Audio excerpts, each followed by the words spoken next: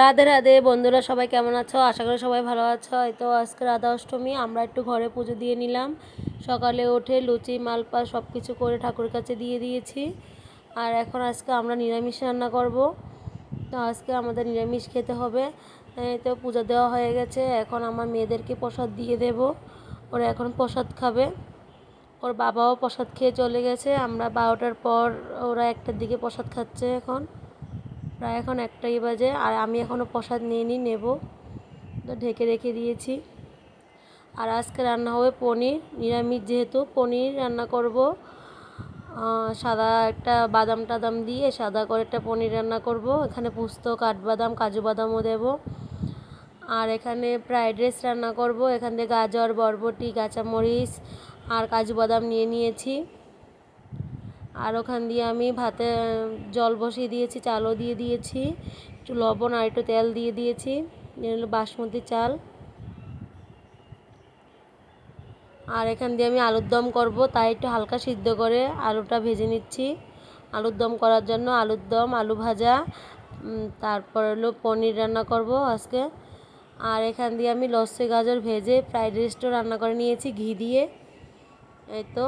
আর এখানে আমি আলু ভেজে উঠিয়ে রেখেছি। এখন মশলা কষিয়ে নেব, জিরে, আদা, তারপর টমেটো পেস্ট আর একটু কাজু বাদাম বাটাও দিয়ে দেব। আর সামান্য একটু টক দই দিয়ে দেব।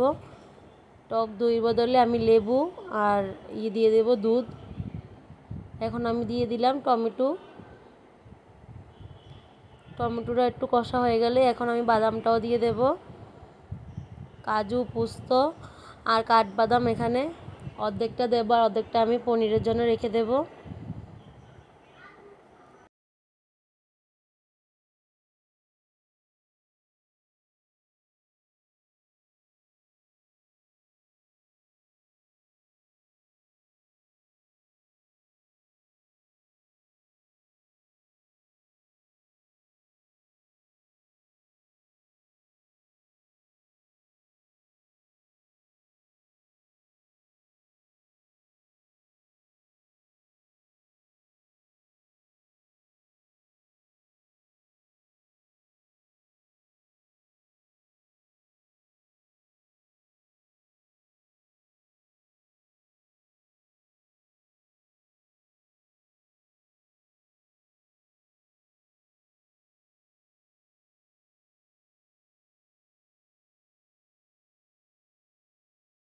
আর এই তো আমার এখান দিয়ে আলু সিদ্ধ হয়ে গেছে আলুর দমের। এখন আমি একটু গরম মশলা দিয়ে হালকা একটু ঘি দিয়ে ঢাকা দিয়ে 5 মিনিট পর নামিয়ে ফেলবো।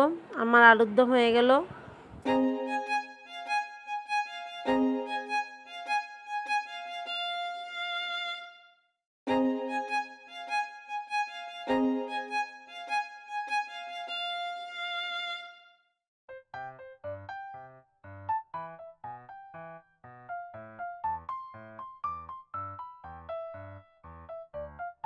আলুর দমের কালারটা কেমন হলো বন্ধুরা সবাই জানাবে কমেন্টে।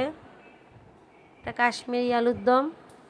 এটা রুটি, ভাত সব কিছুর সাথে ভালো লাগে। আর হঠাৎ দেখো কি বৃষ্টি নেমে গেছে, রৌদ্রের ভিতরেই বৃষ্টি হচ্ছে। কখন যে কি হয় কেউই জানে না। এই তো আকাশে কোনো মেঘ নেই অথচ রৌদ্রের ভিতরেই বৃষ্টি হচ্ছে। এখন আবার সন্ধ্যা হয়ে গেল। তারপরে ওর বাবা দুপুরের দিকে সবুজ মালটা আনলো, পেয়ারা এনেছে। এখন বলছে যে পেয়ারা তেঁতুল দিয়ে মেখে দিতে। এই তো আমি এখন পেয়ারা কেটে নিচ্ছি, পেয়ারা মেখে দেবো সবাইকে। আমার ভিডিও যদি ভালো লাগে সবাই সাবস্ক্রাইব করবে, লাইক করবে, শেয়ার করবে, কমেন্ট করবে। সবাইকে ধন্যবাদ।